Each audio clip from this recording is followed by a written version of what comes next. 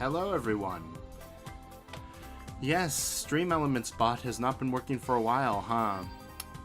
I should honestly just switch to something else at this point, because it's just sad. How long it's been since I've been able to properly use Stream Elements. Yeah. Anyway, we're back for more Classpecting, so that's going to be fun. Probably not quite as long as last time. We'll probably go to the same time, but I did start a little later, so you know how it is.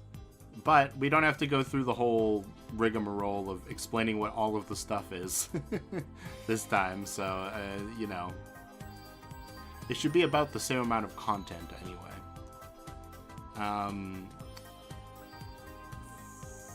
I have the 2 web pages I'm using as like the basis for choosing the class and aspects that we think fit for people in the description this time as well, so you can just know exactly what I'm looking at.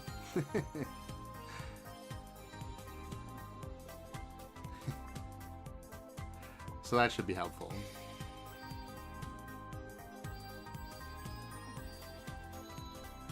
This starting soon screen is starting to look a little full already.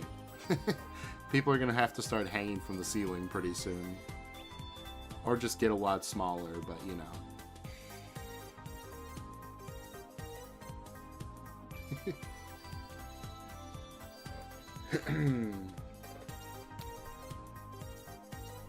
So it's going to be mostly Danganronpa this time. We might stray out of there if we run out of fun characters to do, but honestly, there's plenty of fun characters left in Danganronpa. So which ones do you guys want to start with? Anyway. And I'll get some chiller music going, let's just say. I mean, this is pretty chill, but it's still Sonic music, so it's a little energetic.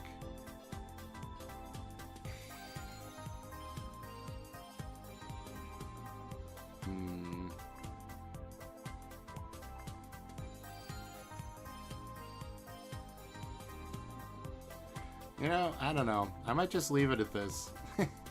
I'll have to pick out another good song afterwards, because this isn't going to last the whole stream, but I kind of like it. Mondo? Okay.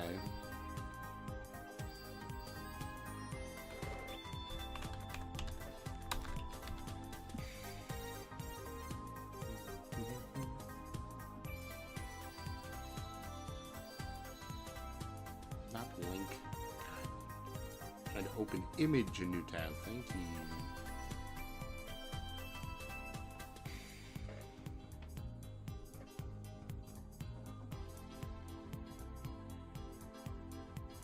Okay.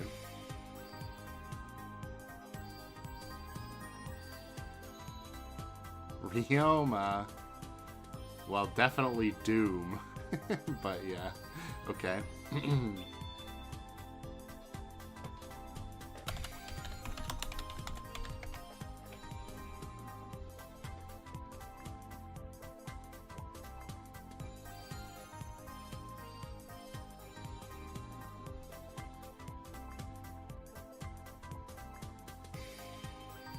Miyu, okay. Wow, we're hitting all the hits. Ryoma, Miyu, just the best characters from V3.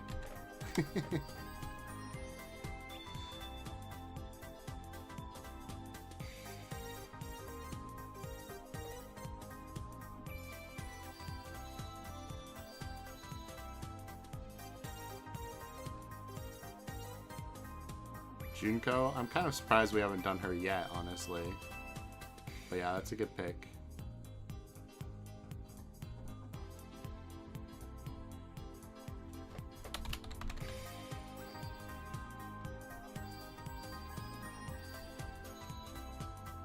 I don't think anybody would click on this stream if they didn't know the trick to it, so whatever. We'll use her official art. I mean, who doesn't know about that already, though, honestly?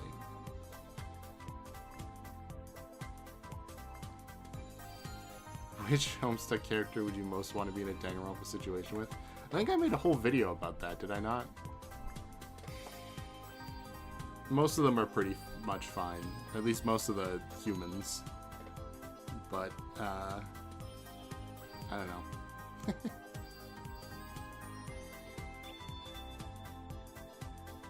Classpecting is, it's from Homestuck. Basically, all the characters in Homestuck get assigned a class, so like, you're a knight, or you're a page, or you're a seer, or a maid, and then an aspect to go along with that, so you can be like a seer of space, and you have like prophetic visions about space, or, I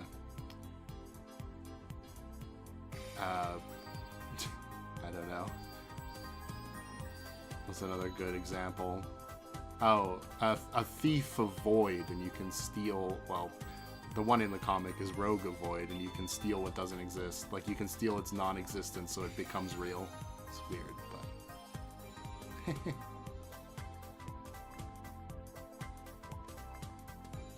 Mondo seems pretty doomish, too. I mean, I guess I kind of see that. If we're going for 2 more, let's say, we might as well do Taka to go with Mondo.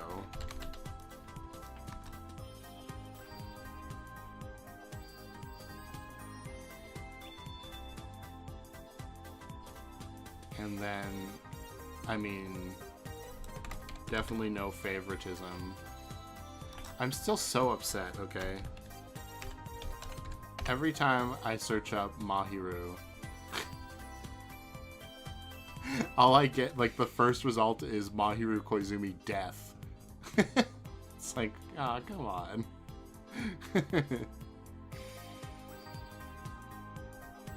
Hajime is also a good idea. Maybe we'll see if we get to him. Because he'd also be quite hard, considering he's basically got 2 personalities.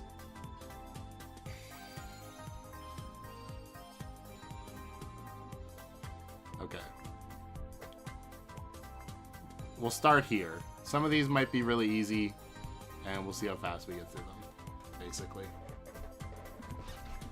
Is Lunar Sway going to be discussed? No, not really. Because it doesn't really factor in too much to, like, your god tier sort of thing, and I feel like it's fairly obvious most of the time. You know?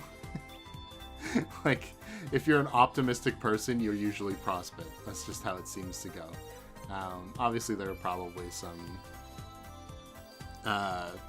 outliers to that statement, but, you know. Even somebody like Carcat, who doesn't seem optimistic, he's not like a doomer, so he's not like Equius or Eridan, you know? Anyway. Well, we'll start from the top, and we'll go, I guess, right to left, but hey, with Mondo. So... let's start with Aspect. Somebody said Doom. Let's see. Oh, by the way, I said this at the beginning of the stream, but more people are here now.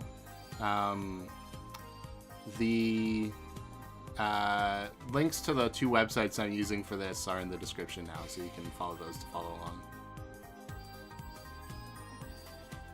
Nepeta was Durst? I thought Nepeta was Prospect. I don't know. I might... we saw it like 1 time. I guess... It was in Megalovania, so I was focused on other things. That's really all I remember. Okay. Mondo Doom. Those bound to the aspect of Doom are fate's chosen sufferers. They may not sound like an overly pleasant aspect to be aligned with, but it does come with great wisdom and empathy. Doombound understand that misery loves company, and they are ready and willing to provide said company. Doombound won't fix you, and they aren't healers, they are commiserators, aware that sometimes the only thing you can do for a person is let them know they're not alone in their suffering. They're not the advice friend, or the friend you go to when you need to vent. They are not necessarily noble martyrs. Either the Doombound can be quite irate about their lot in life. At best, they are wise, kind, and non-judgmental. At their worst, they're bitter, resentful, and fatalistic.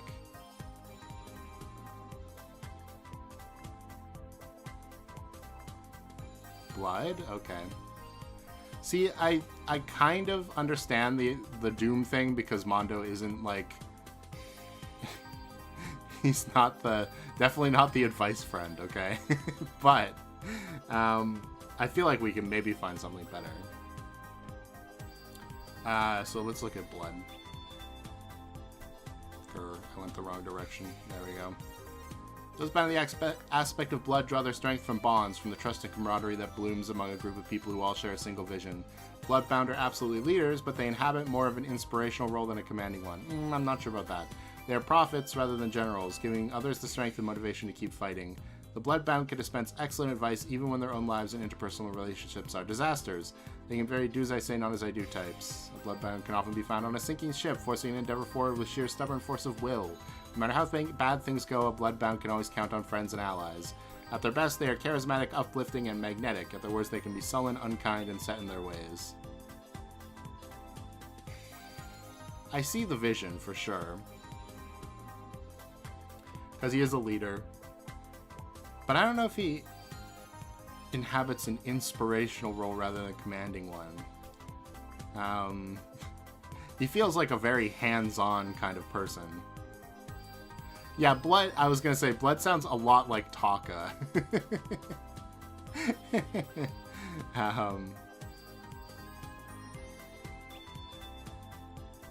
Because, I mean, like, dispense excellent advice even when their own lives and interpersonal relationships are disasters. That sounds like Taka. So I don't know. Who? Heir of Blood? Let's just see. Heir. Unknowingly use their aspect, passively using on surrounding teammates and enemies. They awaken and learn to control their aspect. Never directly manipulate it. It manipulates them. Okay. So that feels a lot more Blood Brothers. That feels a lot more like Mondo for sure. So if we're just doing Taka really quick, because I feel like his is pretty easy. He's like a leader of blood, so we need something like that.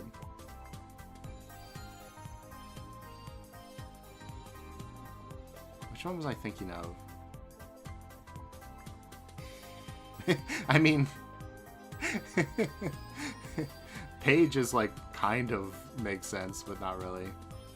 Maybe Seer of Blood for Taka?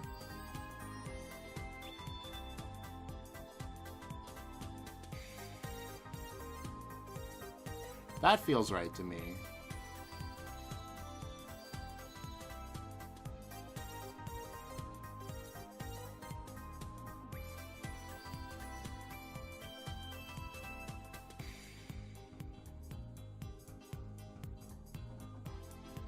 I don't know what else it would be.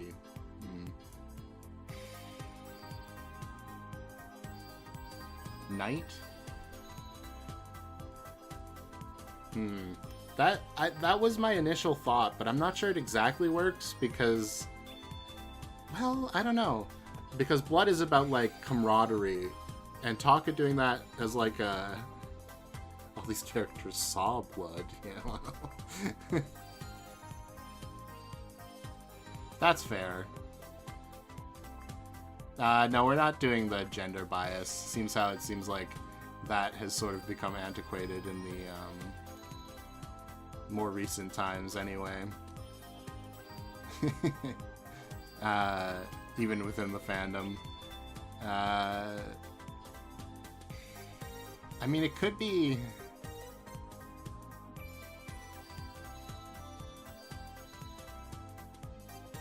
It might be Witch?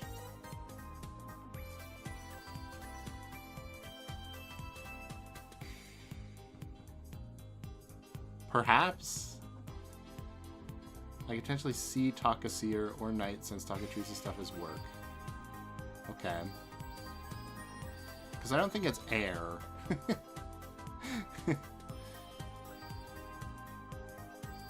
Mage? Okay, I didn't... Oh, wait. Oh, yeah, Mage. Here we go. Knowledge of the aspect for themselves. They know a lot but are manipulated by it. They lose something personal related to it. Okay, well, Mage is supposed to be the active seer, or at least in this version it is. I don't mind that. I'm going to make a poll. I think Blood is a given, but whether you think Mage, or Witch, or Seer, or Knight.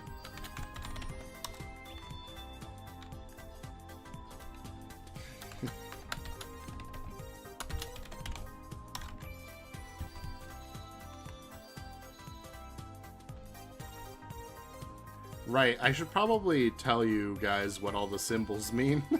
Give me 1 second. What was the last one? Mage, witch, oh, seer. Seer of blood. They all did see blood, okay. So all the symbols on this graph on the left side represent the classes, just because like the outfits themselves from at this size would have been like indistinguishable. So the actual Homestuck aspect symbols are at the top. Those ones are fairly simple usually. You can kind of figure it out. Plus they're on the website.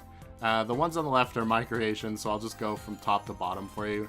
The top one is Mage.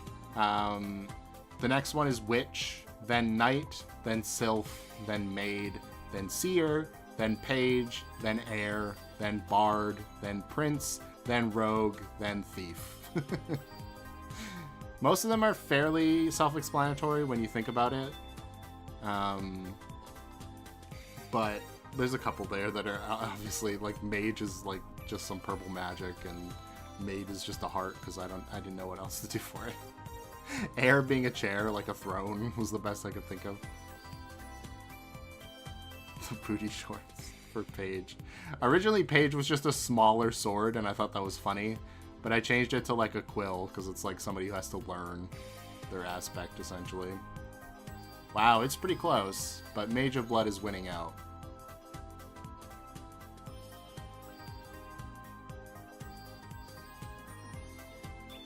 Oh.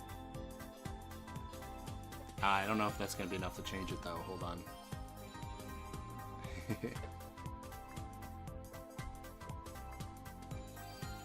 Well, there's a potential 2 more votes, I do think, here, so I'm not sure that's enough to change it. I think Mage of Blood is the winner.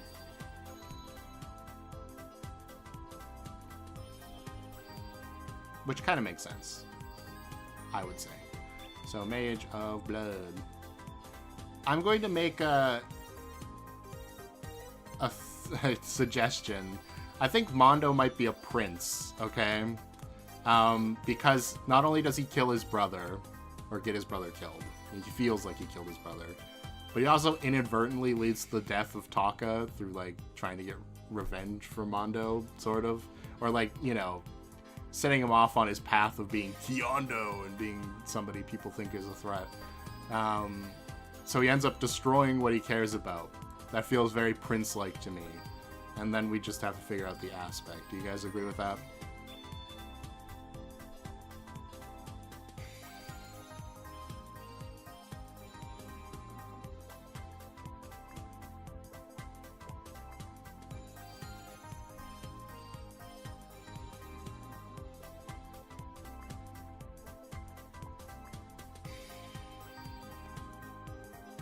Oh yeah, and he also kills...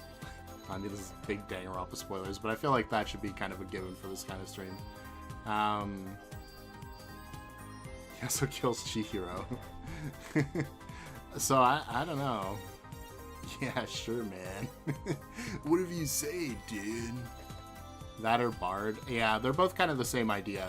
Basically, what I'm saying is I think if we're trying to figure out Mondo's aspect, we should be looking at, like, the opposite of it, essentially. Prince of Blood, so like Breaker of Bonds. That does kind of make sense.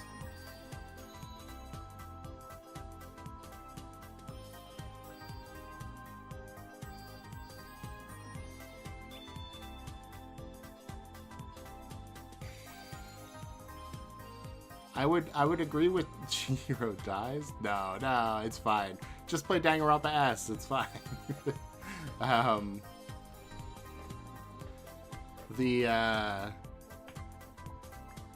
think the part I like best about it being Prince over Bard is that Prince is more active, and it is Mondo's active choices that cause all this bad stuff to happen around him. Essentially, like he isn't sitting back and letting bad things happen. It's not like he could have saved Chihiro, but instead, you know, didn't get involved, and that's why Chihiro died. No, he physically did it. Time. Okay, that's interesting. That's something nobody's said yet, so let's take a look. Fighters full stop. Well, that's true. Their lives are marked by struggle, not so much because fate has it in for them, because they're fundamentally incapable of just accepting things as they come. They value action over passive acceptance, even if that might not be the wisest or safest choice. Don't tell a time bound to sit still and look pretty. They're very goal-focused and tend to value the destination over the journey. You won't find them making that journey in any traditional sort of way. To quote a cheesy poster found on many guidance counselors' walls, impossible is just a word. Okay. If you need a miracle, they are who you call. At their best, the time-bound, empathetic, and relentless problem solvers. At the worst, they're ruthless, defensive, and impulsive. Interesting. I think time works for anything but Prince for him.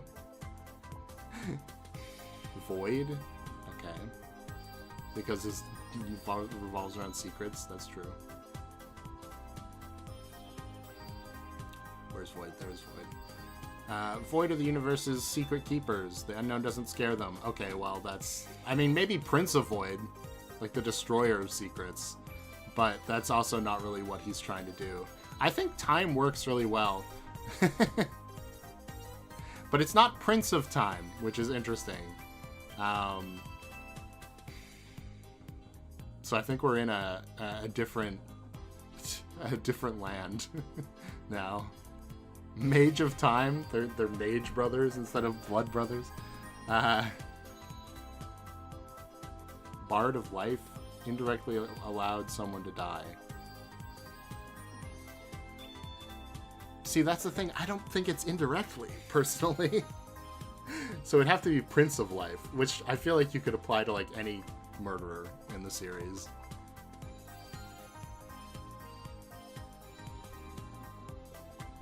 Like, if I was to think of a Bard of Life, I would think probably, like, Maki in Chapter 2, where she, like, or, like, Kirumi, maybe, in Chapter 2, where she lets Ryoma sacrifice himself, essentially, for her own... Like, she does actually kill him, but she only does it because he turns around and lets her, basically. I don't know. It's really hard to try to figure out Bard in this series, because there's not many witnesses who are just like, well, that happened. I let that happen. Like, maybe Byakuya would be like a Bard of Blood or something. Like a Destroyer of Blood.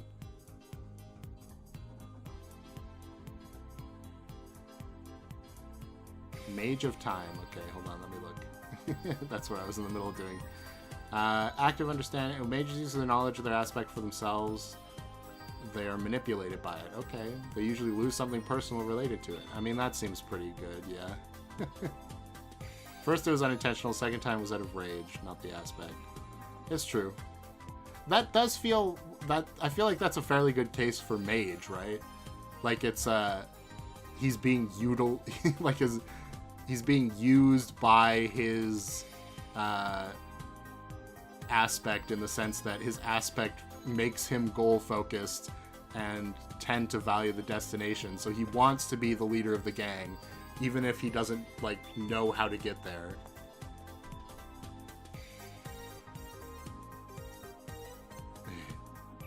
Bards tend to have a persona and tend to be more chaotic. Okay. Mage of Rage. Mage of Time. I like Mage of Time. Prince of Light does kind of make sense. Specifically for the plot point that he does hide all his misdeeds and basically kills to try to keep them hidden. So I feel like that's a fairly good slew of options. I think it's either Mage of Time, Prince of Light, or Prince of... What? Is that what we said? Was it the Breaker Bonds? I think I remember saying that. Oh, or Prince of Life.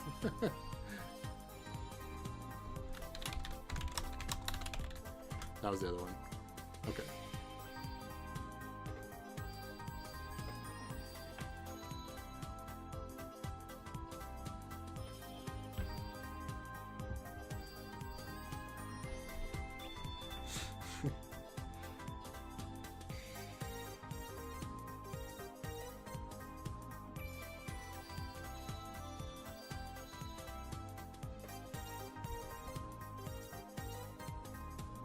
Ooh. We're at a bit of a standstill between Mage of Time and Prince of Blood. And I think both work too. It's rough. It kind of depends on how you see Mondo. Like if you're sympathetic to Mondo or not.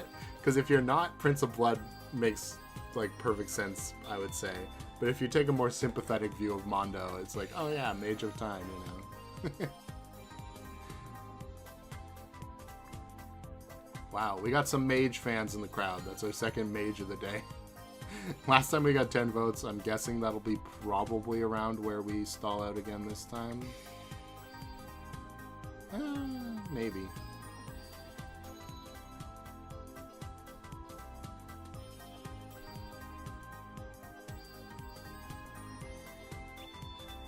Oh, we got 11, but it didn't help, or it didn't change anything anyway. So yeah, I'm pretty sure it's Mage of Time. That's interesting. That would not have been what I thought going into it, but time is such a abstract like name for the aspect that it's kind of hard to think of it, you know. Look at that, they all line up. They're all mages. Chihiro, Mondo, and Taka are all mages. Did you guys do that on purpose? Is that why you were all voting mage?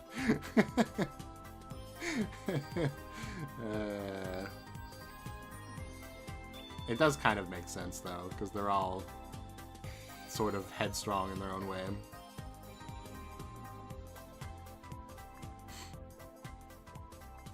Uh-oh, I gotta change the song. Hold on. Before it fades out completely, I'll pause it.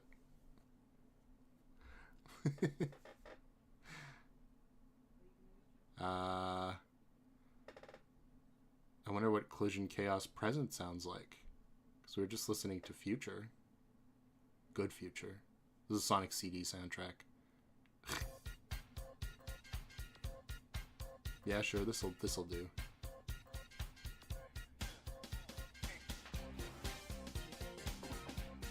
The Mage Brothers times 3.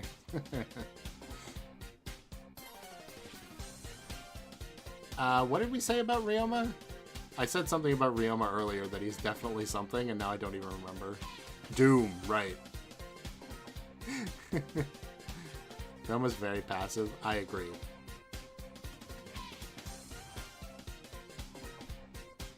The question is the what of Doom. Because it's definitely Doom. I don't know anything else. But he's definitely like the sullen, yeah, we're kind of like, fuck, I don't even know, man.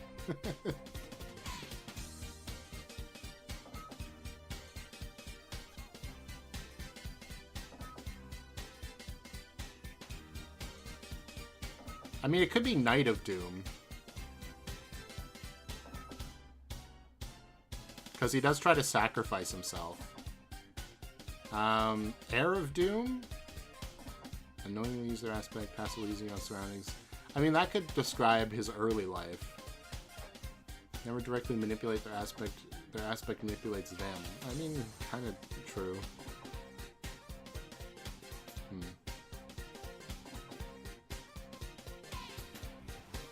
Bard. He sits there and lets stuff happen even to the point of his own death. I think he'd have to be like the Bard of Life then, at that point, you know? The air void because he's devoid of air. No Equiuses. Silly, silly.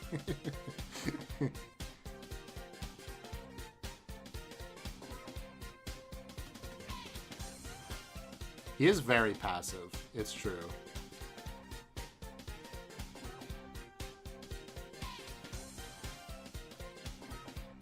He basically sort of just is his aspect. And that is a part of air, yeah, is you become your aspect.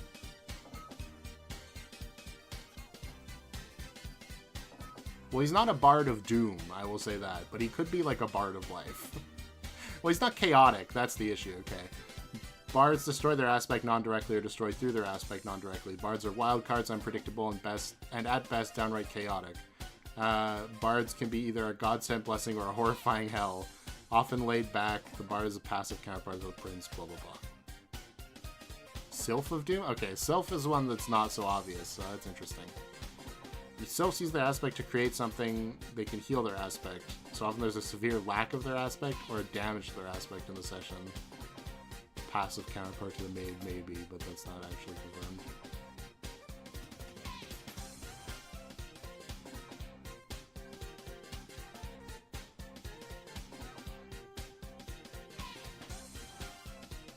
Let me just read really quick.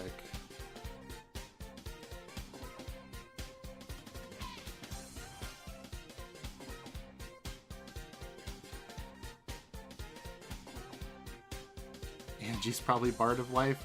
Yeah, that I can see for sure. She's definitely chaotic. I do think that might be the one issue with Bard for Ryoma. It's just that he's so passive. That even Bard feels like too active for him. Like, he could be a muse of Doom, honestly. But that's not on the list, so...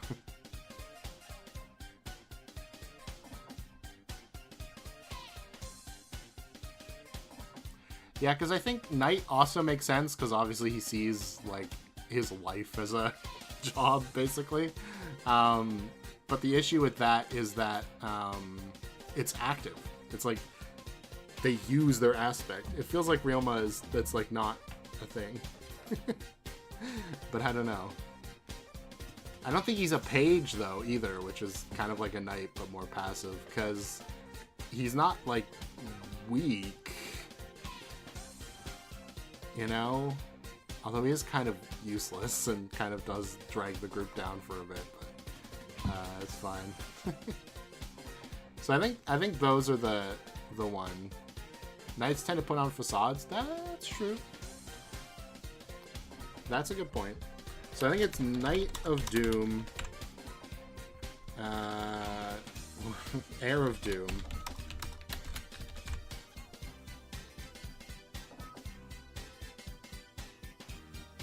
in the void below the chart in the Doom column, the Doom of Doom.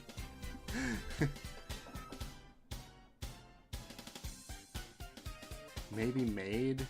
A servant of Doom, basically? Hold on. Maids fix their aspect or create through it. Meant to become less dependent on people and more self-reliant for their aspect. Meaning the aspect might be lacking. Passivity or activity of knights is contested in community vid, huh? Well, that's the trouble with this, isn't it?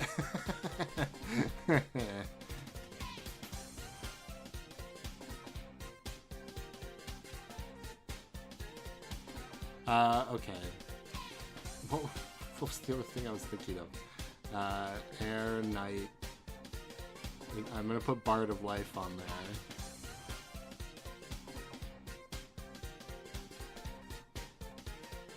I don't remember what the last one was. We'll put Maid of Doom. Oh, it was gonna be Sylph. And I think Sylph is the passive, a more passive maid, essentially.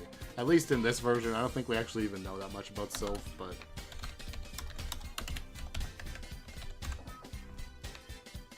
He is Doom. I am Doom. Right. Oops. Okay.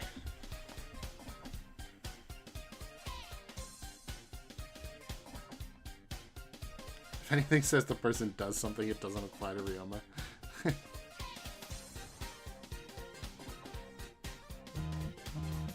Oh, somebody is talking in the Discord. I can't believe it.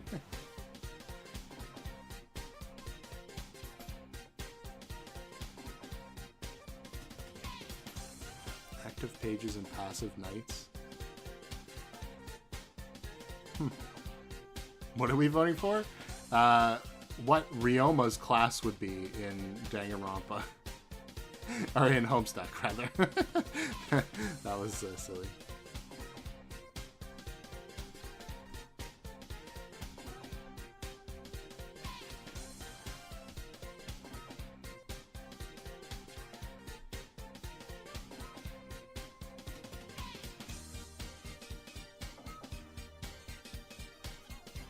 Pretty Heir of Doom favored, but, you know, Knight of Doom is kind of catching up. Kind of. If you have no idea what the hell we're talking about, There's 2 links in the description where you can go and read up on this stuff if you really want to.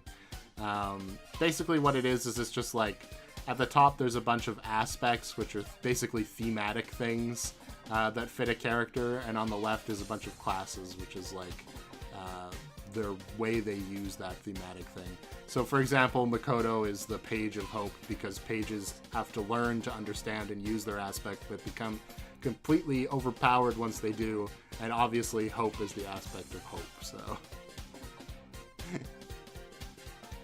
That's 10 votes. Usually that's around where it ends. Let's see.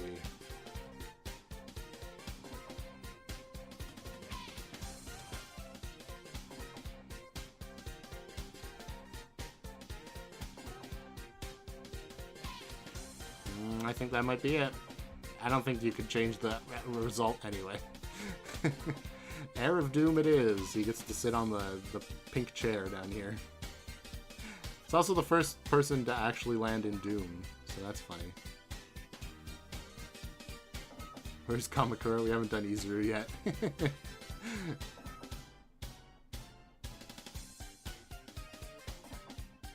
Active page, passive air, both become their aspect. Active maid and passive knight are paired since they both serve their aspect. That's an interesting one. I kind of like maid and knight being opposites, but at the same time I don't know that much, so I might be wrong.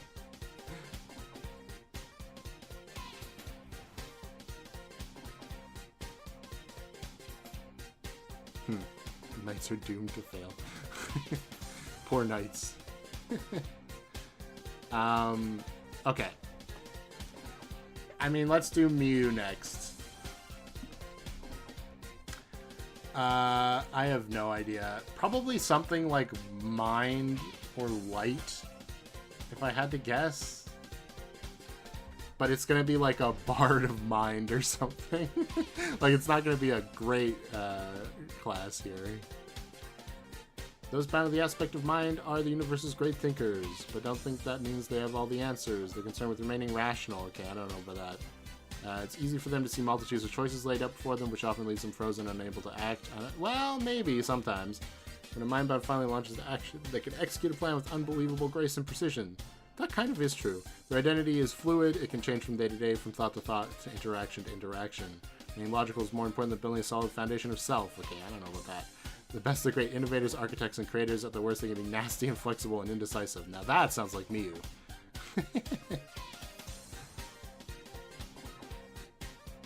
Mind or Light? Let's just see how Light compares to Mind. Well, there's definitely some stuff in there that I do agree with. Spanning the aspect of Light are the universe's knowledge seekers. They're above all driven to learn and understand. They're great alchemists, able to take multiple sources of information and synthesize them into something useful. Great scholars and researchers, absolutely dedicated to knowledge for knowledge's sake. They're ultimate students, and that might not conjure the island, blah blah blah, yeah. Lightbound will go after knowledge with fierce intensity. The some may find distasteful. They aren't concerned with laws or norms. They don't take rules as a simple suggestion, instead searching for loopholes or workarounds. At their best, the Lightbound are resourceful and driven. At their worst, they can be fussy, pedantic, and insensitive.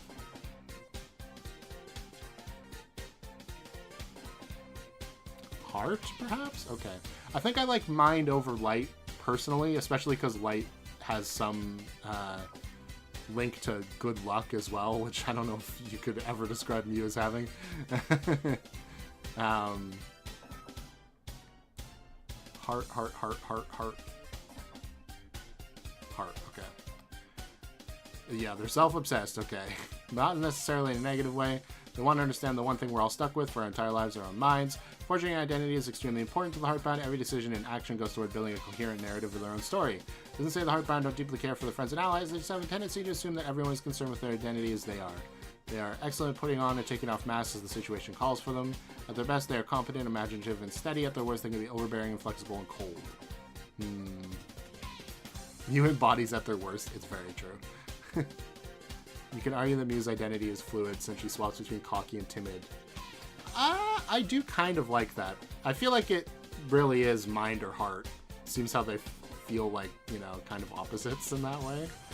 I think I'm leaning towards Mind personally, just because Like, for example, the line about, oh, sometimes they're frozen and unable to act. Like, Miyu had this whole plan of, like, or at least, I guess it was Kokichi's plan, huh? With the EMP hammers that she never got to enact. She's a freak, but she's chill. I mean, kind of, until she murders you. But you could say that for half of the Danganronpa characters, so, you know, what can I say? I mean, innovator, architect, creator, that's definitely her. I'll give it the poll of heart or mind.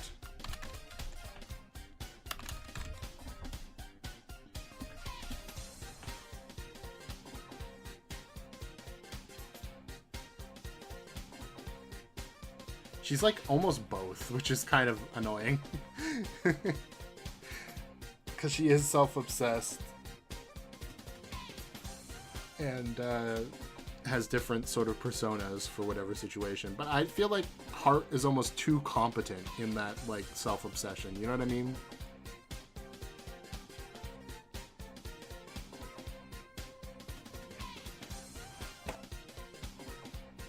Same with Paige. Yeah, I could definitely, like... like I was saying, I could definitely see, like, Bard of Mind or something, but we'll see. Okay, it's not quite a 3-to-1 anymore, but or 3/4 mind favored. Now it's like 4/5. Not really, but almost.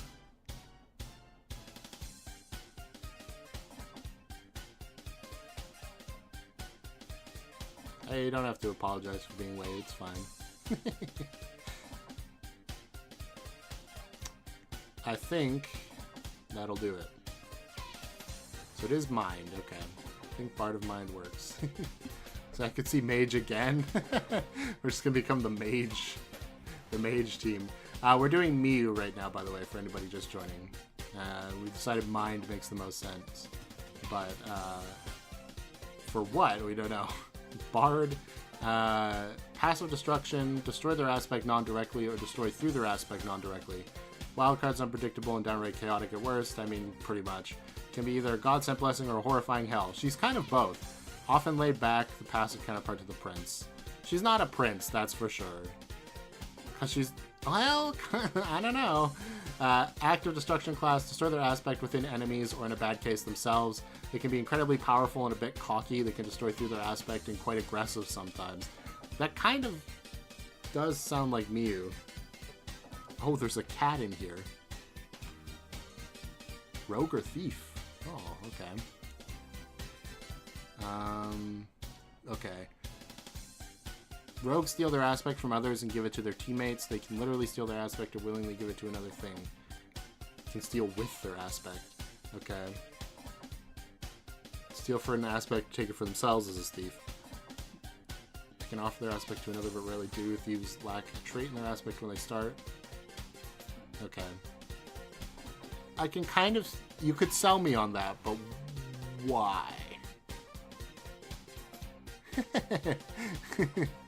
Hammer Machine invented indirectly sort of shatters everyone's mind when they find out the truth of the outside world. Okay.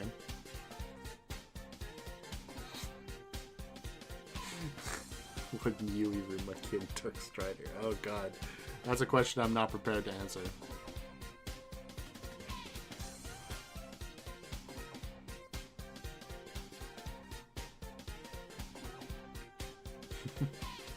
Okay, here's I think the real question we have to understand. Is Miyu active or passive? Because to me, I think for the most part she's passive, right? Because she doesn't really try to like exert influence over the group, I wouldn't say. And all of her plans usually happen post-mortem for her.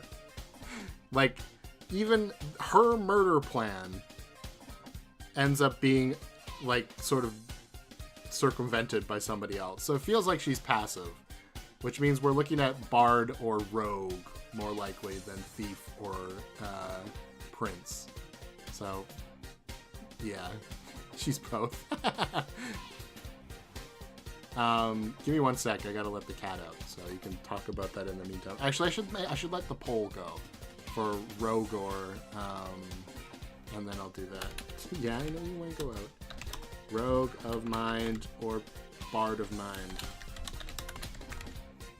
I think these both make sense. Sylph? See, once we get to something like Sylph, I'm not so sure, because I don't know if she helps, like, Mind. You know what I mean? I would almost think more like,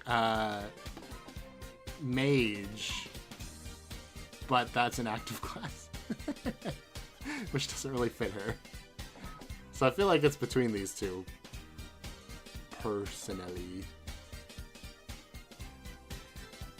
Okay, now I'm gonna let the cat out.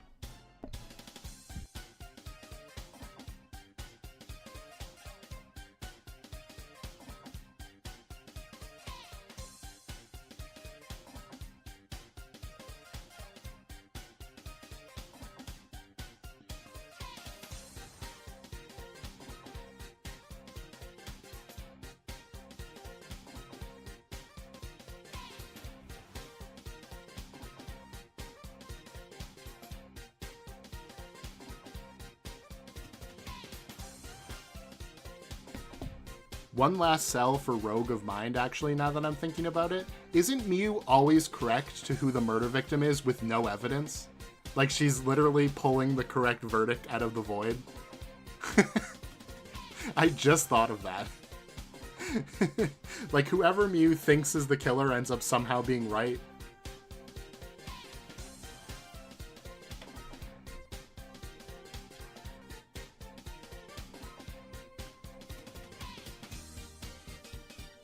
We're in a dead heat. Oh boy.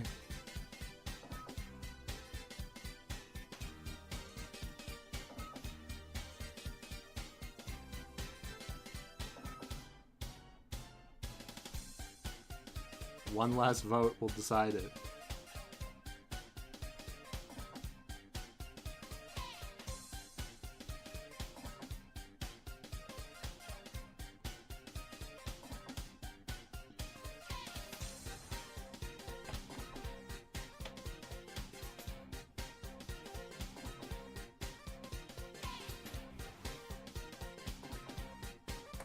Do we have one more vote is the question. I'm sure we do.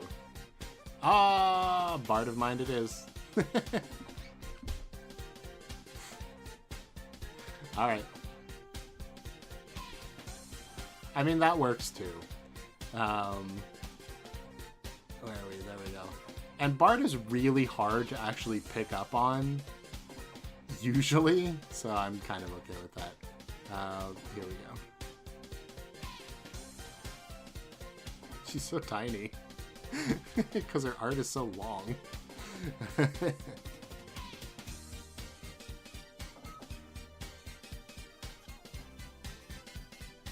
Alright.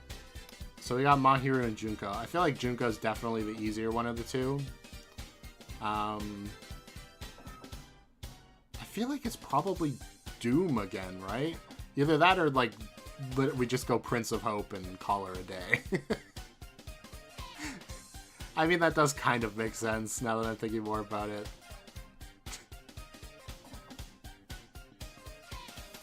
But, you know, she could be like a Knight of Doom, like a Servant of Doom. It kind of also fits.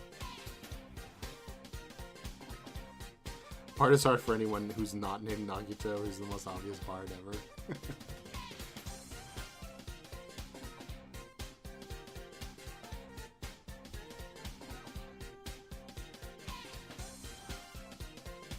Rage, Hope, Dichotomy, or Doom? Oh, I forgot about Rage. Okay, that actually might be it. Hold on. So, Rage. Those bound to the aspect of rage are bringers of chaos. They possess great contempt for lies or false ideas, including the stability false ideas can impart. To them, the truth is far more important than the good. They would tear down a system just to destabilize it if, by their reckoning, it is built on faulty premises. Often the Ragebound prefer anarchy to any of the alternate forms of civilization, which they believe to be riddled with lies and foolishness and obedient masses. They're bringers of confusion and doubt, and they can be frustratingly difficult to convince otherwise when they've attached themselves to an idea. If they sound dangerous, it's because they are. The Ragebound tend to be the most volatile and unpredictable of their aspects. At the best, they're original, revolutionary, and fearless. At the worst, they are cruel, uncompromising, and vicious. Thief of Hope. She'd hate it, but not necessarily wrong. So Hope, driven first and foremost by their convictions, they do right for right's sake and are quick to come to the aid of anyone they deem to be experiencing injustice. That said, their views of the world can be quite black and white, so what they see as right might not always be the universally accepted right thing. They put great value in the power of imagination, the ability to dream of a better and more beautiful future. If anyone could dream a better world into existence, it would be a Hope-bound. They may sound a little like sunshine and rainbows, but they aren't adverse to a little destruction, especially if they think they can replace it with something better and more just. At their best, Hope-bound are positive, caring, and warm, but their worst thing can be narrow-minded and selfish.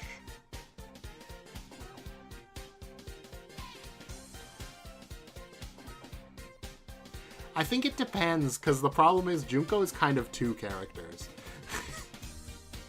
If you think of her from, like, the first and second game specifically, I feel like Rage makes absolutely no sense, right?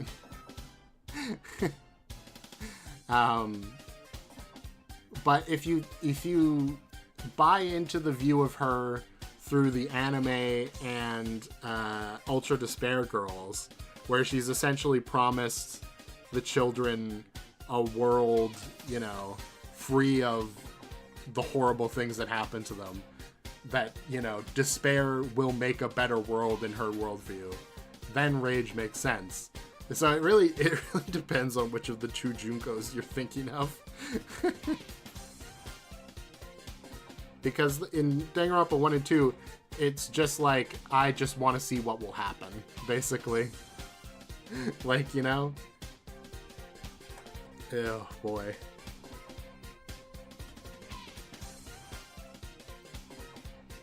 Which, I guess...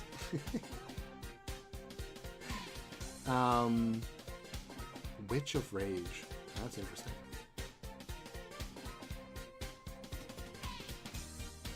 She's promising that to make them feel more despair later, I feel. But at the same time, I mean, yeah, like, we will never know. It's true. At the same time, they do take over the whole town. Like, she doesn't betray them, necessarily. But she's also dead, so maybe she was planning to, but didn't get the chance. I don't know. Hope fits well and is much funnier. I kind of think it might be Prince of Hope. She's definitely an active class, right? We can all agree on that. So she's either like Prince of Hope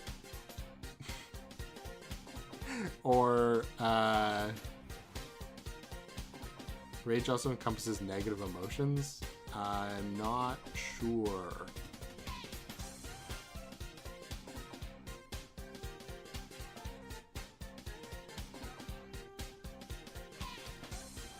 I mean, the extended Zodiac definition doesn't really say anything about that. It says after on the wiki that the rage aspect is the antithesis of hope tied to negative emotions and rage. But I don't know. I don't know about that. Because that's not officially from, like, an official source. Then again, I'm using the class spec, like the classes thing that is absolutely not official, so...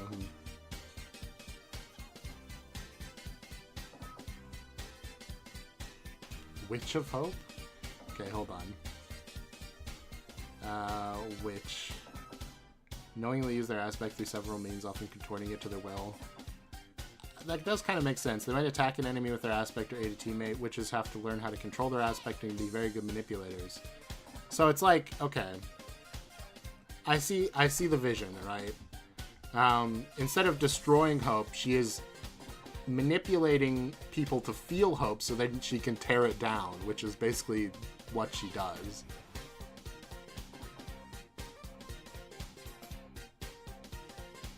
I do kind of like that.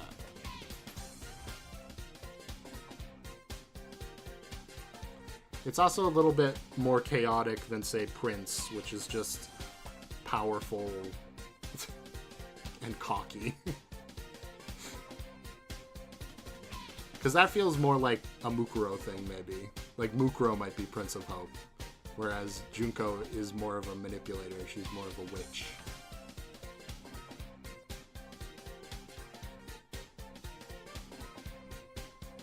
Yeah. The issue with Rage is we haven't seen it a whole lot. All we have to base it off of is Gamzee, who is Gamzee. Yeah. Did I put Mew in the wrong aspect? I did. She's in Rage. What is she supposed to be in?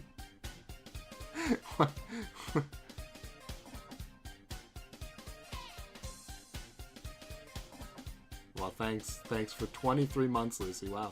So close to the 2 years, and you get the special badge for that. What the hell did we put her into? I don't remember now. It's hard to think about because it was tough. Mind. Okay. There we go. Okay. Okay. Junko. Back to Junko. Bards have a mask they wear and swap between chaos and calm. Junko definitely wears masks and swaps between big despair moments and analytical calm. Here's the question, though, right? Because the real Junko, quote-unquote, is the bored one, right?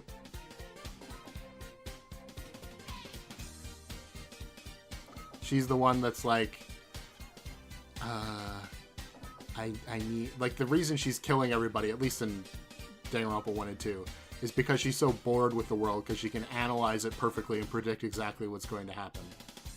So I don't know if that's necessarily chaotic. Like, she invites chaos in order to feel something. But I don't know if she herself is chaotic. That's the issue.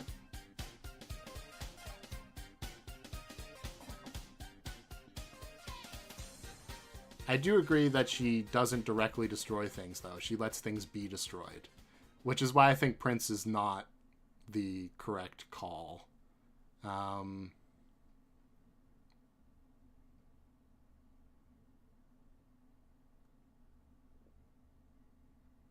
Oops, the music ran out. I just realized.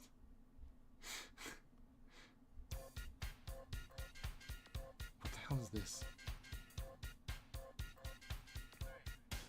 2011 version. What the hell? Okay.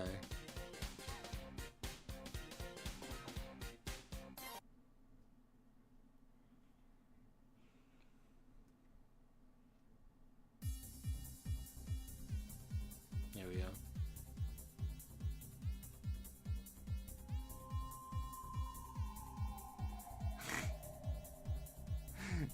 Kind of. The problem with Junko is her whole personality basically got retconned. So. Right.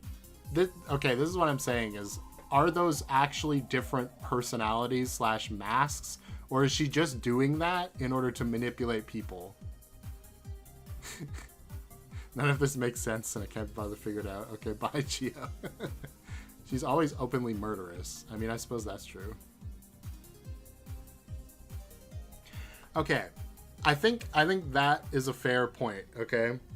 I think if you lean towards the original characterization of her as being someone who's just seeking excitement, and excitement for her is despair, then Thief makes sense. She's like stealing hope from other people, essentially. She's a thief of hope. Perfect, like that perfectly kind of describes her raising the hopes of everyone else so she can watch them fall, and that brings hope to herself in a weird way.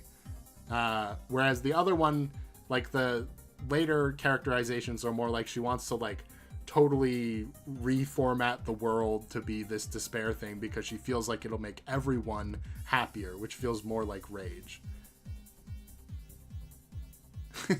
So I think Thief of Hope makes the most sense in terms of being a hope thing versus like, what were we saying earlier? We were saying like, well, Prince of Hope, obviously that's not going to happen. Witch of Hope. Okay, that does also make sense. So it's either Thief of Hope or Witch of Hope. And then you can potentially... What were we saying for Rage? Did we ever actually come up with a class that could work for Rage? I don't know if we did. I mean, I guess Witch of Rage works just as well, because she is manipulating people through her aspect, essentially, then.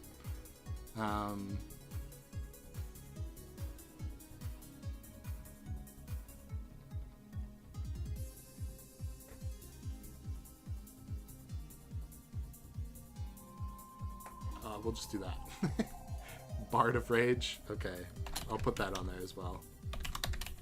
That way it's even. We've got 2 Rage, 2 Hope. Now, what was I saying?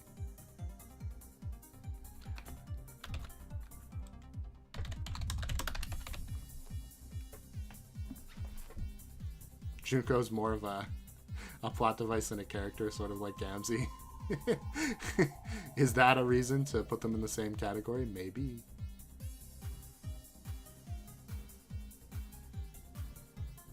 Uh-oh. Okay, phew. I thought I just broke the chat for a second. But no, it's good. This one's a little bit more spread out than usual.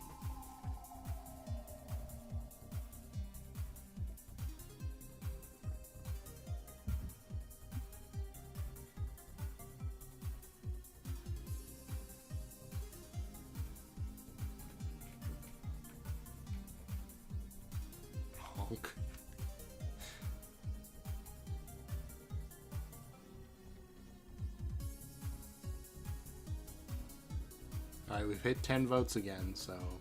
This one, 2 votes could definitely swing it, though. I will say.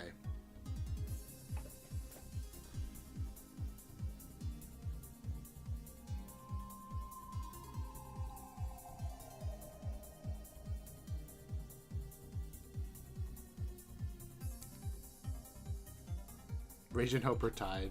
Feels like a potential issue of not knowing which aspect best. It's you're being blocked by an emoji. I'm sorry. There we go. Yeah.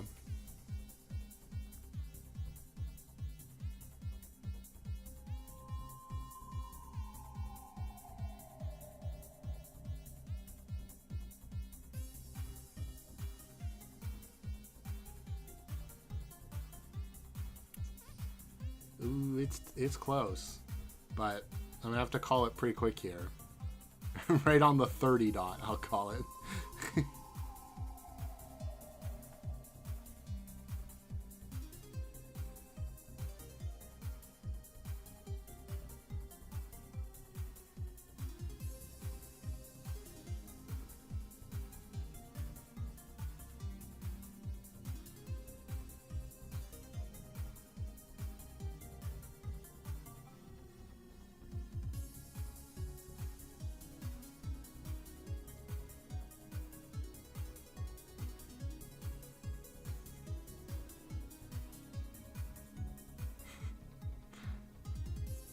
Thief of Hope still leading.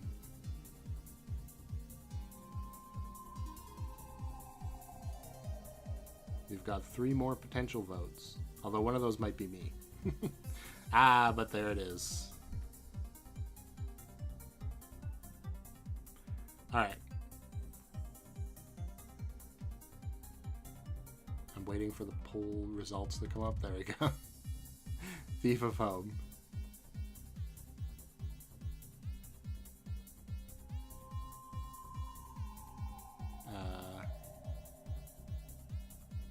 Where's Thief? Thief? Oh, right at the bottom. First Thief! Wow, look at us go.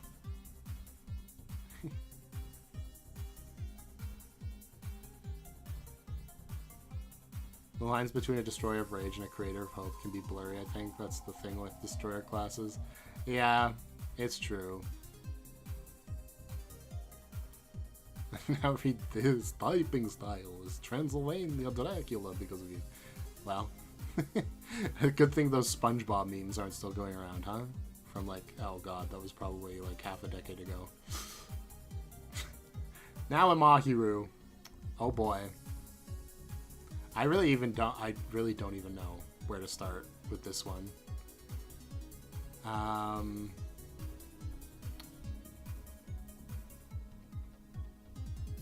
She is concerned with staying logical, I would say. That is something. So maybe mind or light. And she also is like her chapter is focused around secrets. So light might make sense.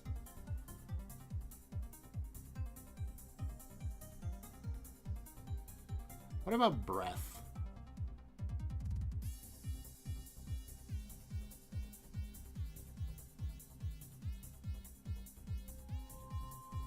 Okay, kind of. Hold on. Breath. Those bound by the aspect of breath are, above all, expansive, flexible, and driven. They leave an impact wherever they go. Like the breeze itself, they are able to sweep up and carry along others in their wake, but also like the breeze, they can be difficult to catch or tie down. Although the breath-bound do make very good leaders, breath tends to be a personal aspect. Often heroism comes as an offshoot of them pursuing their own personal story. They lead by example and will routinely be surprised that others look up to or feel inspired by them. They have a tendency to underestimate themselves and not always pour out self-esteem. They're just doing their own thing. At best, the breath-bound are motivated, adaptable, and forward-thinking, but at their worst, they can be volatile, avoidant, and gullible.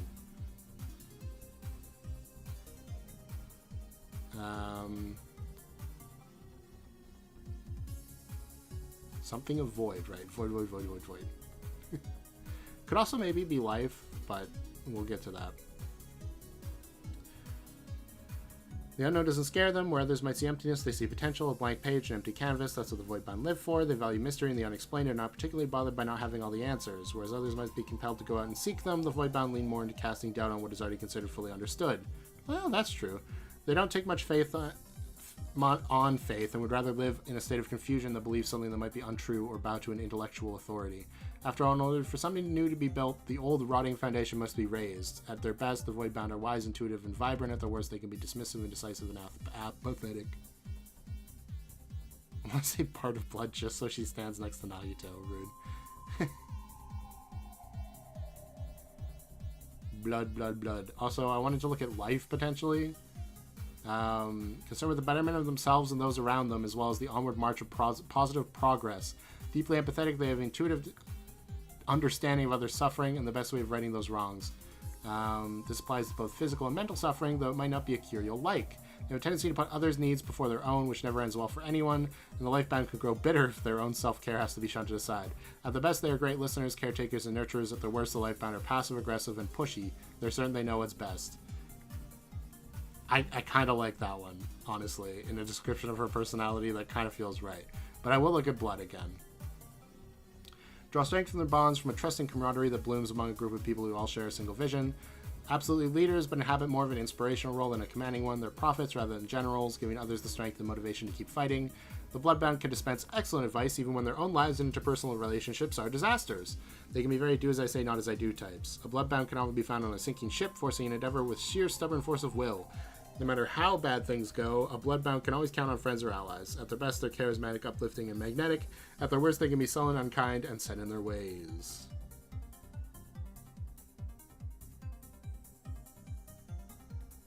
She was the catalyst for the whole murdery thing in the reserve course. Kind of? I mean, I guess she is the center of it, right? Because Sato kills... what's-her-face? I know her name. It's been a long time. Fuyuko's sister, anyway. Natsumi, right? That's it. For Mahiru. Maybe.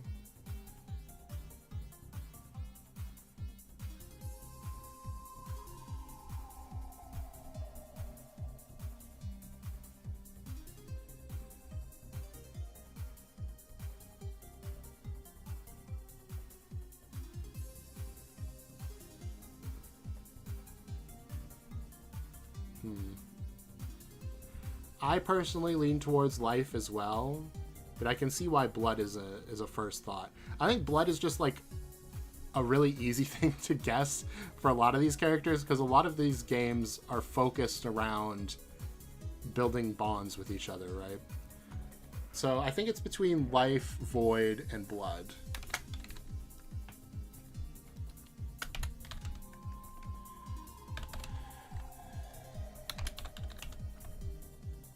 This is unfortunately another case of a character who kind of has something entirely different going on in the anime, so...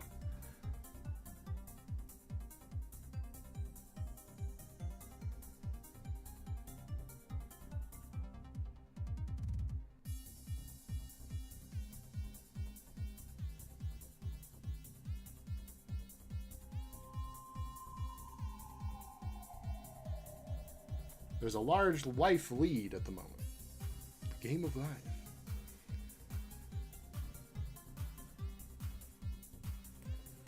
I think the thing that really sells me on life is at their best, they're caretakers or nurturers. At their worst, they're passive aggressive and pushy.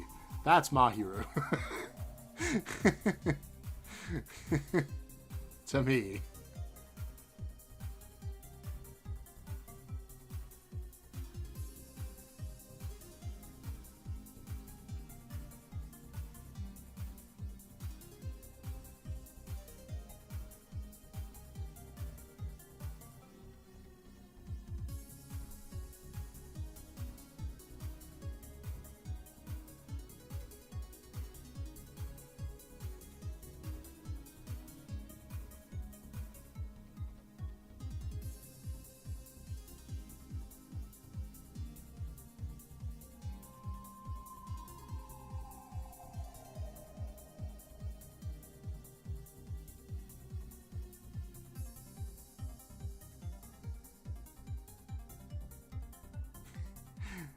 Void is gaining a little bit, but I don't know if it's possible to overcome Life's lead at the moment.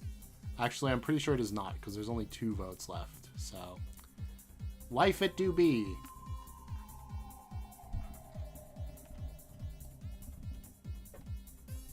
Okay, but the what of life? Honestly, I feel like potentially like Maid of Life or Knight of Life makes sense to me. Like a servant of the aspect.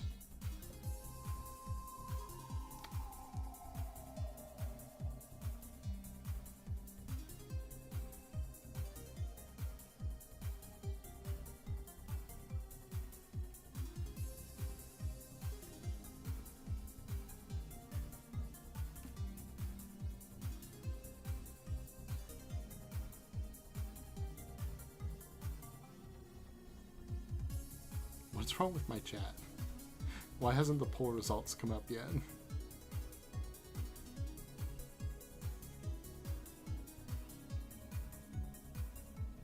Okay, there it goes. Okay.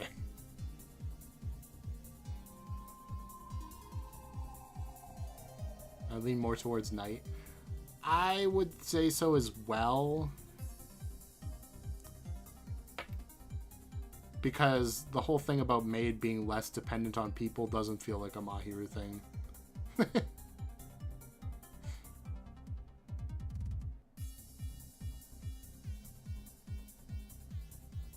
She's Jane. Or is she?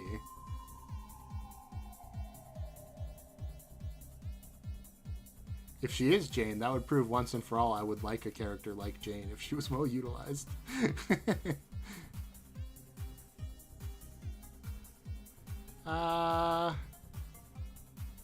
I mean, you could maybe make an argument for Air, but like, not really.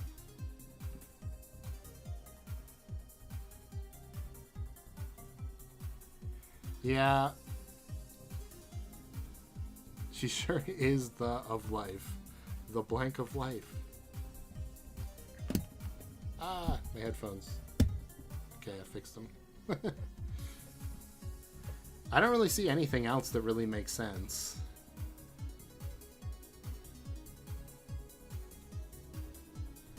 Unless somebody has another idea, I think it might just be Knight of Life.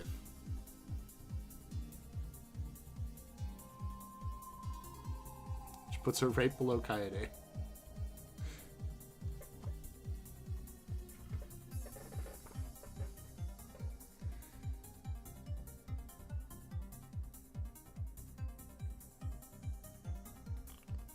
Ooh.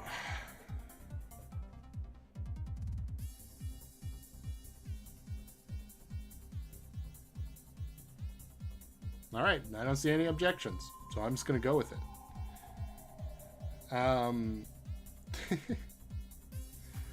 Byakuya would be Thief. Thief of Rage. Didn't we say he was kind of rage-like earlier? Something like that. I think we have time for like maybe 2 more characters. I think. There's supposed to be a 9 space bars between... Oh, I see. That is funny, because you would think it would count those. I don't know what's going on. Kazuichi? That's a very funny one, but yeah, we can do that. Should we just fill out the trio and do Sonya as well?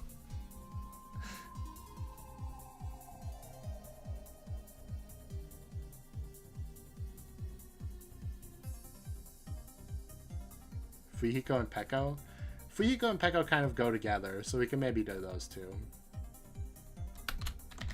I feel like Peko is extremely easy to figure out, personally. Oh, right, we were going to do Hajime, though. Dang. Oh, this is tough.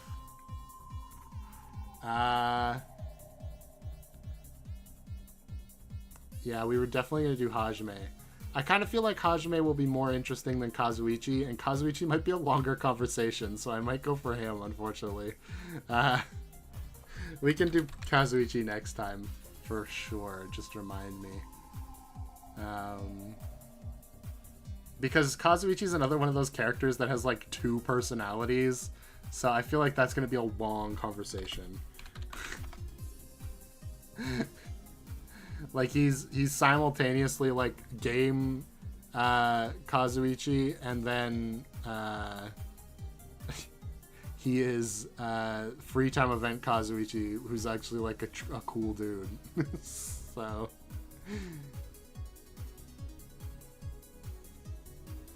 I feel like Hajime should be fairly common, or fairly easy as well, right? Yeah, Shuichi doesn't go in Hope. But to be fair, neither does Kaide. So V3's just kind of lost it. Would Kibo go into Hope, though? That's the real question. Anyway, I do think Hajime fits into Hope, personally. Because he's all about the future. So that feels very Hope-like. Why does Peko have that? What is wrong with her lips? I've never like noticed that before until it was zoomed in that big. Why are her lips so pursed? Alright, Fuyuko. Alright, these are the last 3 for today. Void for Hajime? Honestly, I don't mind that. That makes some sense. Let's see. So, we'll start with Hope, because that's the obvious one, and see if we agree on that.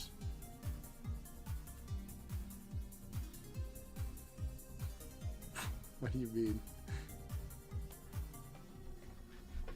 The main characters are all about solving the mystery and stopping the killers. I mean, kind of, it's true. But a lot of the time, they'll have some sort of issue with it. Yeah, we're not including Izuru. I feel like Izuru is a separate character we'd have to talk about. We're just doing Hajime pre-Izuru / in the game. So Hope are driven first and foremost by convictions. They do right for right's sake, come to the aid of anyone experiencing injustice. Use the world can be black or white. They put great value in imagination to dream of a better, more beautiful future. If anyone could dream of a better world, it would be a hope bound. They may sound a little bit sunshine and rainbows, but they aren't averse to destruction, especially if they think they can replace what they destroy with something better.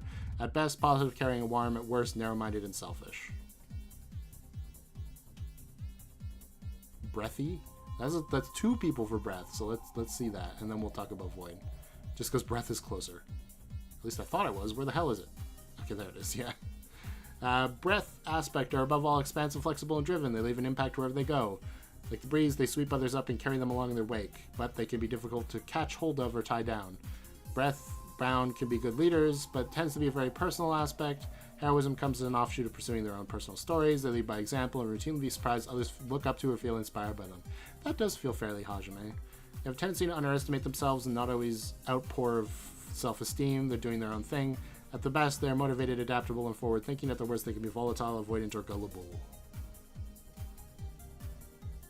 And then Void. Unknown doesn't scare them. Where others see emptiness, they see potential. They value mystery and the unexplained. They're not particularly bothered by having all the answers. I don't know about that. They lean toward casting doubt on what's considered fully understood. They don't take much faith and would rather live in a state of confusion that believes something is untrue or bound to an intellectual authority. For something new to be built, the old rotting foundation must be raised. At their best, they are wise, intuitive, and vibrant. At their worst, they can be dismissive, indecisive, or apathetic.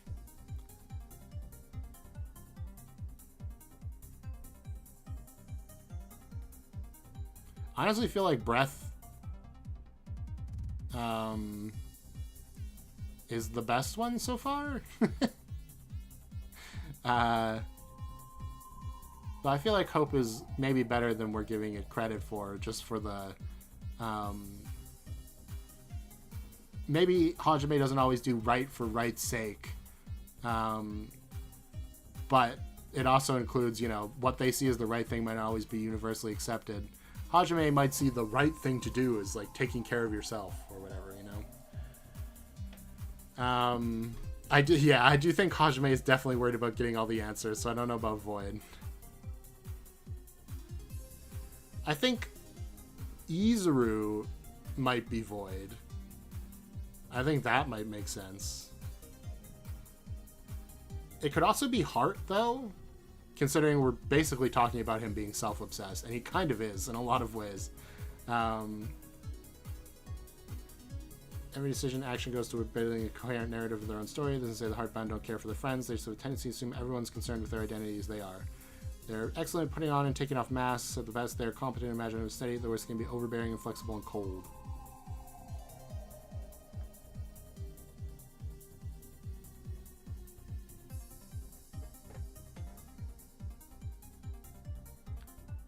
Thief of Hope? I mean, that is quite literally what he's trying to do, right? Is he feels like he needs to be an ultimate, and so he kind of steals that power by becoming Izuru.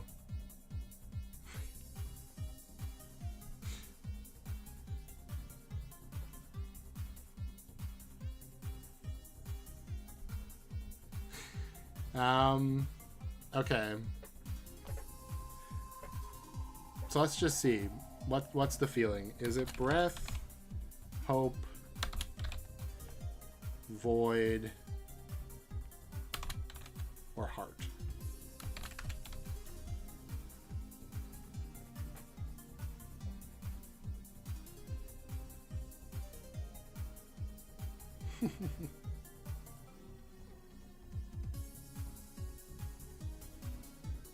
The only thing you don't know about Danganronpa from that understanding is that there's a murder fellow who's going to do murders, and the main character is going to stop them, and there are multiple per game. Is that everybody is forced to murder, so like 80% to 99% of all the murderers are reluctant murderers. So they don't go hee hee hoo hoo very much. They go, oh man, I guess I'm gonna, shove this axe into this guy's skull so that I don't die. And then they end up dying anyway, so. Because they get caught.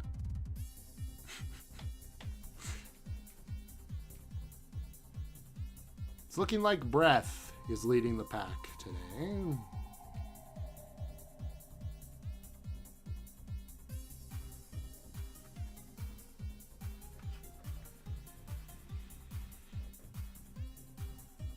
And I might just call it there, because, yeah, I don't think it can be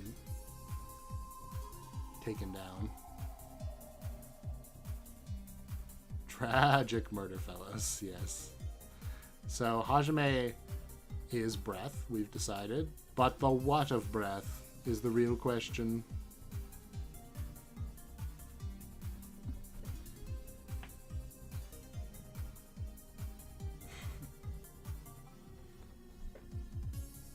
Yeah, they're reluctant murderers, but then they go through the, like, 17 steps to cover their tracks and make it very complicated for you to solve it.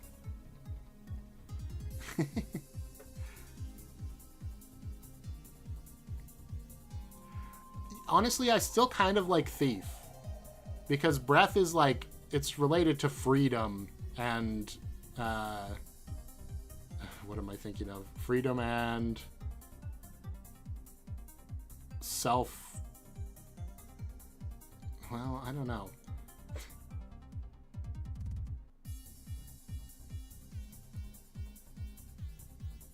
Freedom and drive, I guess. That's the other thing I'm thinking of. So I kind of like Thief. Like, he's trying to steal freedom.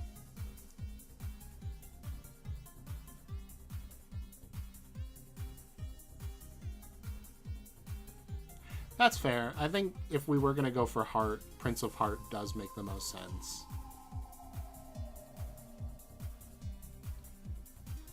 As an active destroyer.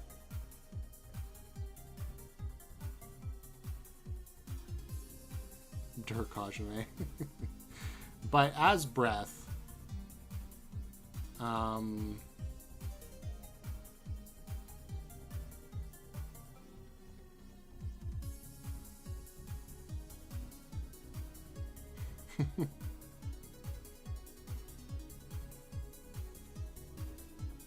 I do kind of like Paige. Honestly, that feels like something that would happen in Homestuck. Is a page would decide to destroy their own personality in order to become a better class.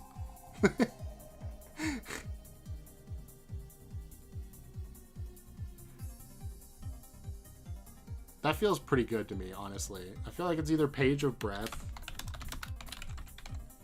or Prince of Heart.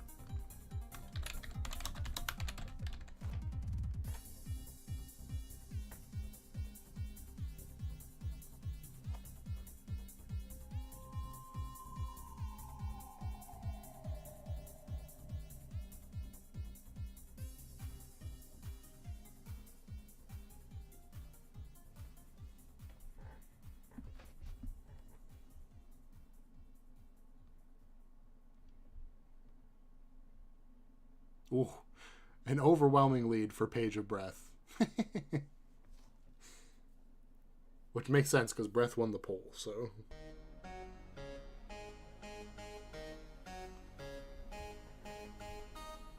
I kind of like that, Hajime being a page.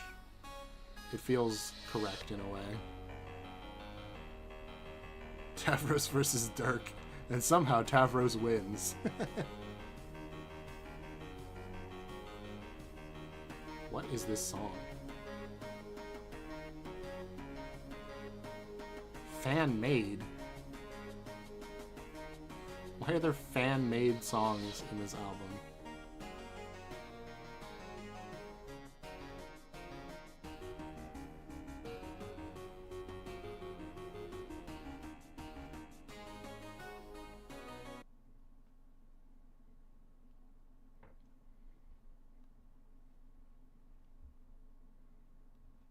Okay. I don't think a couple of votes are going to overwrite that. So, Page of Breath. There we go. Peko.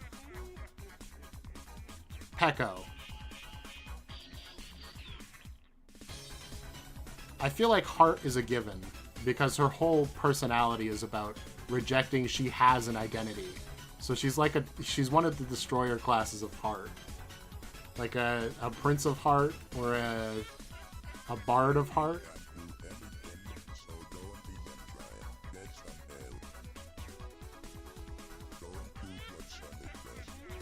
Does 22 plus 77 equal 100?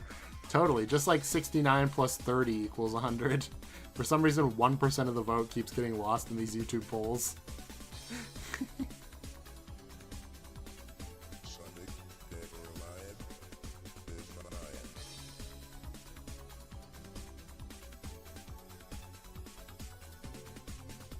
And this is from Sonic, so I don't know why it sounds like this Mario song. Do you guys have any opinions on Pecco? Like at all?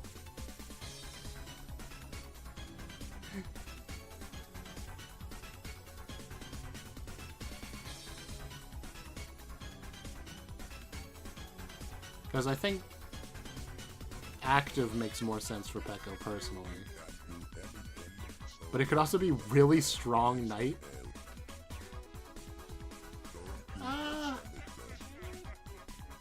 I could kind of see that. Because she is dedicated, obviously.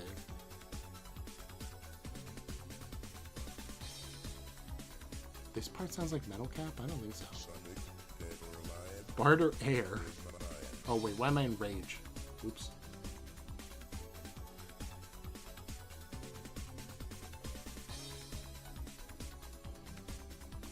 Would you describe Pecco as pactive? No. Passive or active? Personally, I'd think active, but I don't know.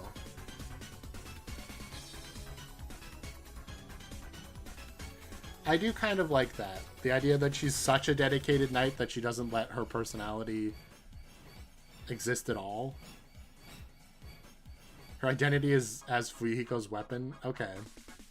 So she's like such a servant to that identity that she's blocked everything else out.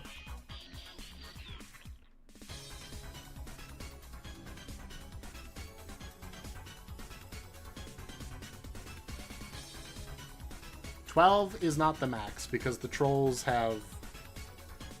Don't they have more than that?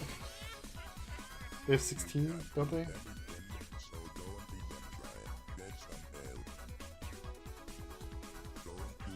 No, they have 12. What am I thinking of that had 16? Oh, I was thinking of... Okay, there are 8 humans. And the way the system works, seemingly, is that it basically doubles? I can't remember how that happened. What was I thinking of? I don't know. I don't know anymore. It's too late in the stream. Heart has a subtext of romancing? I mean,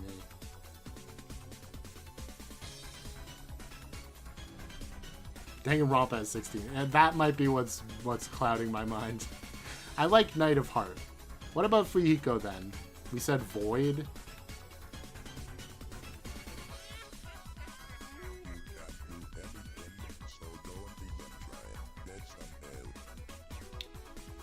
The Void, where they see a blank page, they see potential.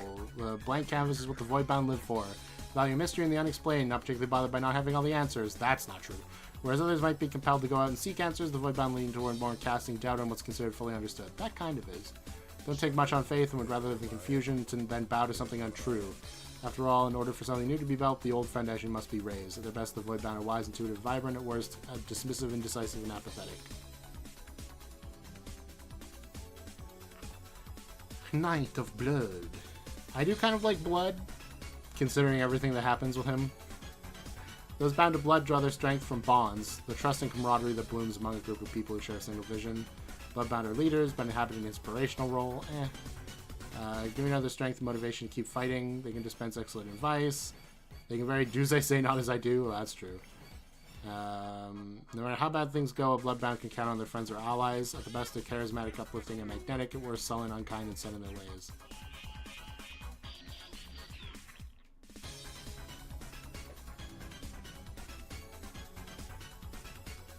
We always, like, forget about space and time because they're so abstract, so I just want to look at them really quick.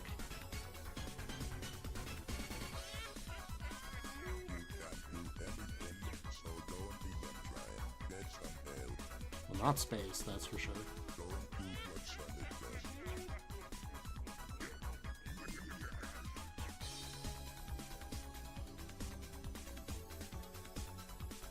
I kind of like time.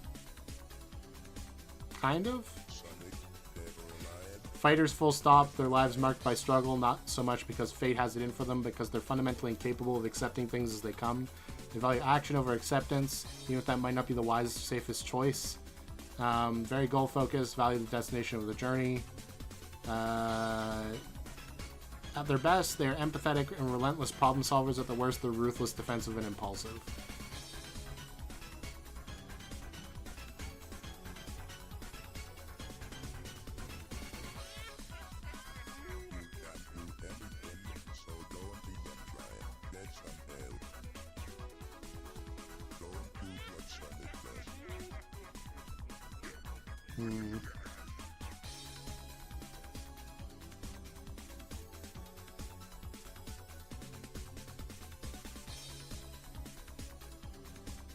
Well, it's definitely not life. I don't feel like it's Doom either.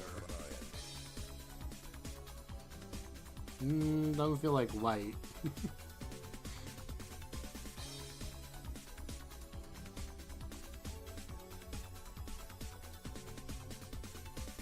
I don't think rage works, heart or mind. So we're kind of stuck at void or time, I think, personally. I mean, blood does kind of track. But I think the problem is, well, you know, it's the same thing I said before. It's just, it's so easy to do, it's so easy to do blood for all these characters because they're all focused around bonds in some way or another. But I feel like Fuyuhiko does have a bit of a stronger relationship with bonds. So we'll do blood, time, or void.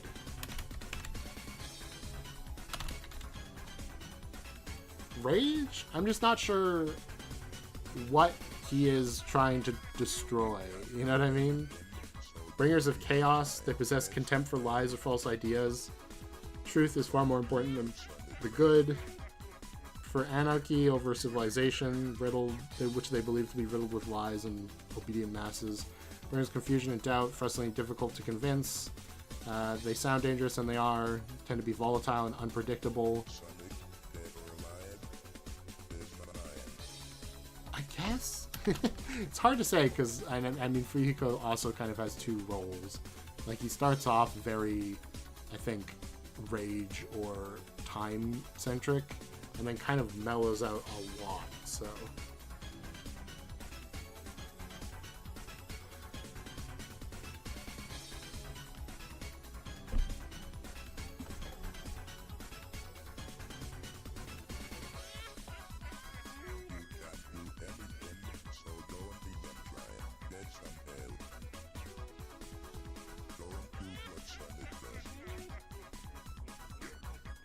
Right now we're at a dead heat between time and void.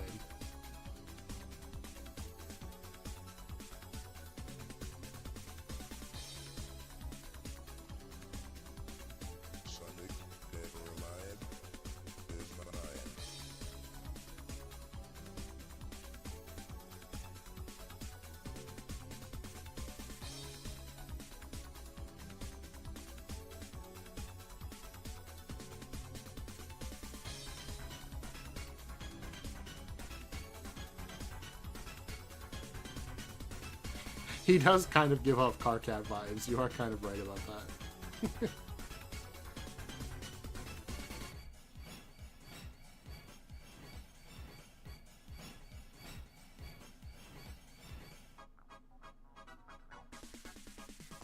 Still, we're back at another dead heat between time and void.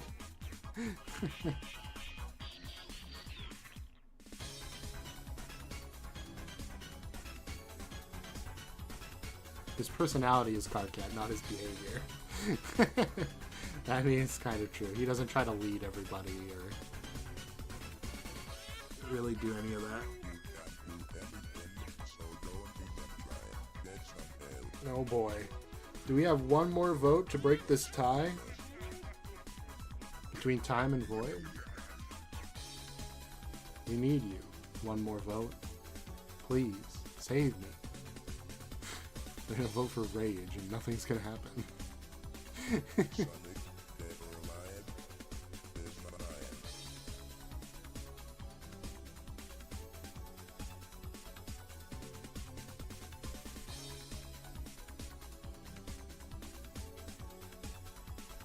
Alright, well, time versus void then. You, blood voters have the say.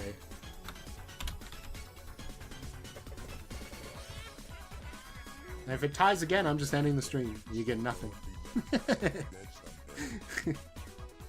You darn kids.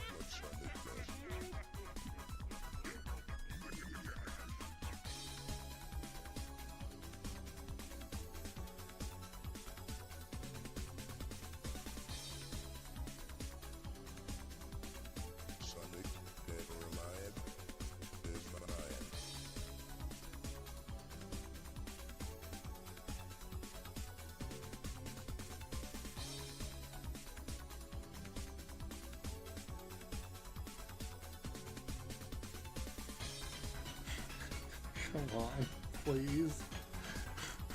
Stop. He's already dead. Next vote, and I'm calling it. You can have all the power in the situation. Whichever one you vote for next, if you haven't voted yet, will be the winner.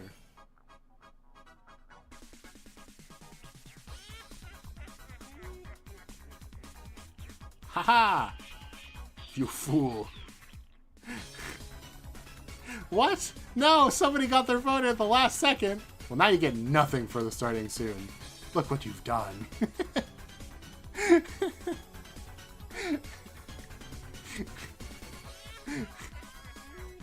Tisk task. I warned you. I'm putting a 50-50 poll on the screen for this stream. I need that. Okay, wait. I need that video. Hold on. Is there a GIF of it?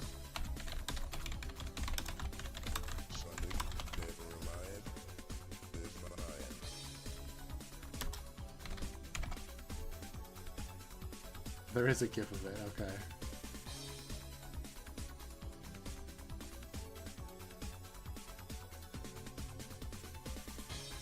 Okay, I need one without text on it though. It's okay, that one's too spastic. We need a little bit of a more. Okay, that'll do.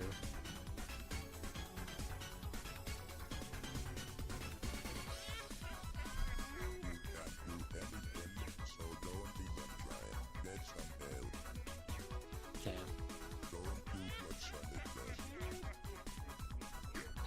It's the stop talking about Among Us, except I need some text to go, stop tying my poles!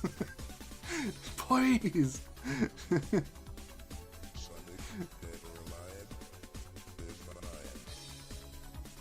Wow, that wasn't far enough down. Wow, jeez. Still not far enough down? Where the hell is...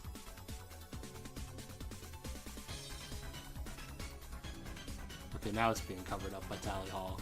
There we go. We'll figure it out if it's time or void next stream. Anyways, thank you for watching. Like and subscribe.